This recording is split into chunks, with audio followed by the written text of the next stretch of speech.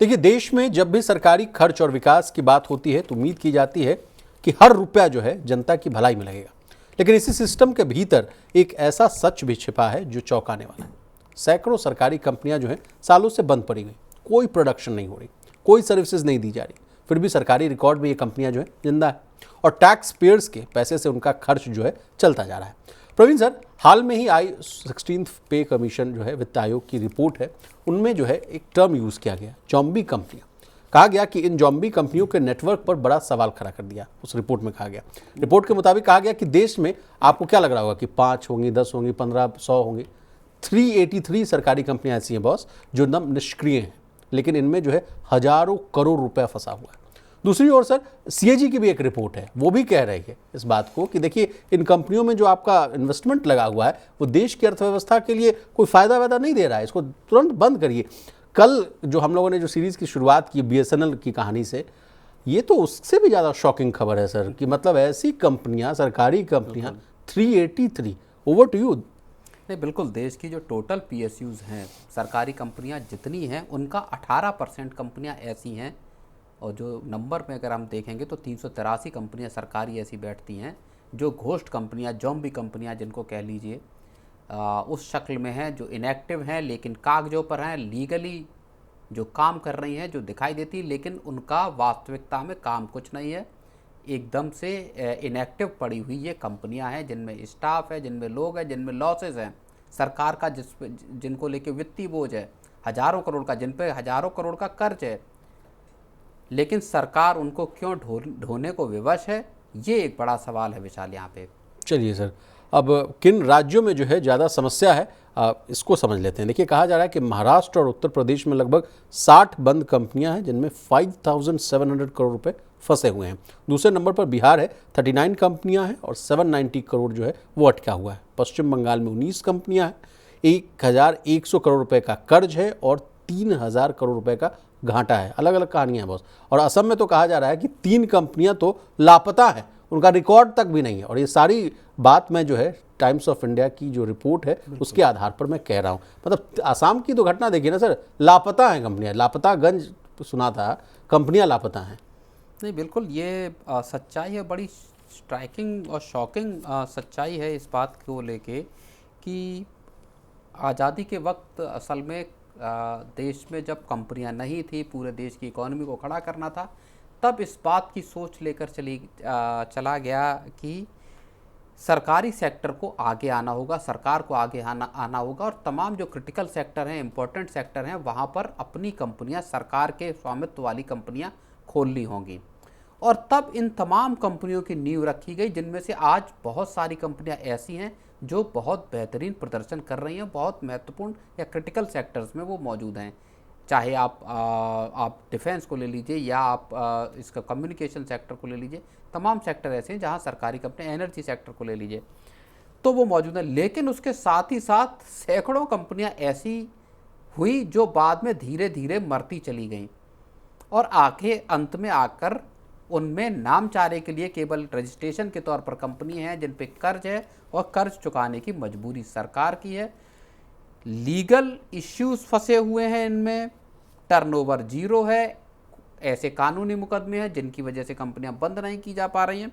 लगभग 10-12 हज़ार करोड़ रुपए का इन कंपनियों पर विशाल कर्ज जान पड़ता है, जैसा 790 करोड़ रुपए बिहार की कंपनियों पर बताया, वेस्ट बंगाल की कंपनियों पे 1100 करोड़ रुपए का कर्ज है जी। तो कर्ज से दबी हुई है, सरकार को अपनी तरफ से पूंजी लगानी पड़ रही है, ना इनका रिवाइवल हो पा रहा है, ना इनको सरकार बंद कर पा रही है।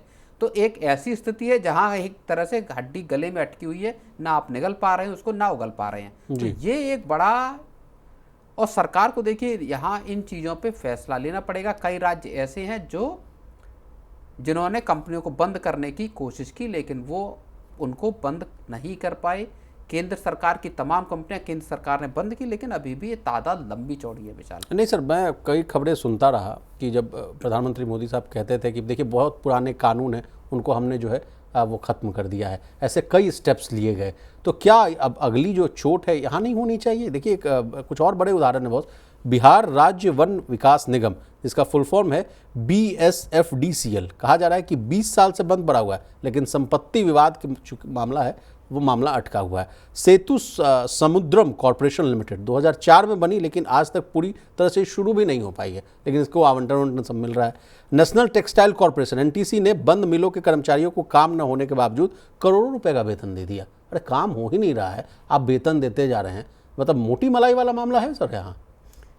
ये समस्या जाहिर तौर पे गंभीर है, मुश्किल है। कंपनियां क्यों शुरू की गई, क्या किसी ने इन कंपनियों के रिव्यू नहीं किए? कानूनी अब मुकदमे हो गए हैं। अब जिनमें कंपनियों में कर्मचारी मौजूद हैं, जाहिर तौर पर जब आप उनको बंद करेंगे या कर्मचारियों से कहेंगे कि आप जाएं या वीआरएस देने की कोशिश करेंगे और कर्मचारी अगर स्वीकार नहीं करते तो फिर वो कानूनी मुकदमों का रास्ता खुल जाता है और भारत में कानूनी मुकदमे लंबी लंबी अवधि तक चलते हैं। 5.5 करोड़ तो केस पेंडिंग है बॉस। तो ये एक बड़ी मुश्किल है सरकारों के सामने भी कि कंपनियां खोल दी गई, लेकिन अब उनको चलाने में या उनका क्या करना है इसको लेके एक कंफ्यूजन की स्थिति है विशाल। लेकिन ओवरऑल इसका असर जो पड़ रहा है, जो हम बात कर रहे थे कि क्या ईपीएस 95 में लोगों को पेंशन सरकार नहीं दे सकती, जो सरकार संसद में कह रही साहब हमारे पास तो खजाने में पैसा ही नहीं है। तो इस तरह की कंपनियां, मैनेजमेंट ठीक नहीं है, घोस्ट कंपनियां जो हैं जिनमें हजारों करोड़ रुपए फंसे हैं और आपको उन कर्मचारियों को पैसे देने पड़ रहे हैं, तो जब ये इस तरह की मिसमैनेजमेंट क्यों होता है, किस तरह से होता है, ये सवाल बहुत सारे ऐसे हैं जो यहाँ पे पैदा हो जाते हैं। लेकिन Praveen sir, class to comment मैं करना चाहूँगा, जिस बहुत सारी मुद्दों पर जो हम लोग कहते हैं कि विदेश का थोड़ा सा रुख कर लीजिए, विदेशों से देखिए क्या किया जा रहा नहीं किया जा रहा है। तो अगर इस मामले को भी अगर हम लोग जो विदेश से तुलना करें तो स्वीडन, नॉर्वे, फिनलैंड जैसे देशों में अगर घाटे वाली कोई सरकारी कंपनी होती है, वहाँ की मैं बात कर रहा हूँ, तो उसको या तो जल्दी उसमें सुधार कर दिया जाता है या उसको बंद कर दिया जाता है। तो उससे भी सीख लेनी चाहिए कि यहाँ तो लंबे समय तक फाइलें दबी रहती हैं, यहाँ किसी को सुध नहीं होती फिर कि आप किस तरह से इनमें काम चल रहा है, इन चीज़ों का क्या करना है। इतना ना तो फुर्सत है सरकारी कर्मचारियों को, फिर बात वही आ जाती सरकारी अफसरों को, ना किसी को इतना आप कहें कि डेडिकेशन है कि वो उन चीज़ों को देखें और दुरुस्त करने की कोशिश करें। एक सिस्टम बना हुआ है, उसमें लोग आते हैं, अधिकारी आते हैं, रिटायर होकर चले जाते हैं, चीज़ें वैसी की वैसी बनी रहती हैं जैसा। और मैं बता रहा हूं कि बीएसएनएल की अगर आप दिल्ली के बॉर्डर के पास का ही अगर आप एक दफ्तर को देख लीजिए तो उसकी हालत देखकर आपको समझ में आ जाएगी कि कितना मिसमैनेजमेंट, ग्रॉस मिसमैनेजमेंट यहाँ पे नज़र आता है। जबकि आप समझिए कि दिल्ली से लगे हुए हैं, आपकी राजधानी है जहाँ आपके टेलीकॉम मिनिस्टर बैठते हैं, उसके पास की जगहों पे के अगर आप बीएसएनएल के दफ्तरों को, देश भर के आप दफ्तरों को देख लीजिए। कभी बहुत आलीशान दफ्तर बनाए गए थे बीएसएनएल के, शानदार दफ्तर बने थे, उसमें बड़े बड़े अधिकारी इनके बैठा करते थे, लेकिन खत्म हो गए, किसी ने सुध नहीं ली। जब ये कंपनियां धीरे धीरे मरती जा रही थी कि अब इनको रिवाइव किया जाए, क्या स्ट्रेटजी होनी चाहिए, कैसे रिवाइव इनको किया जा सकता है।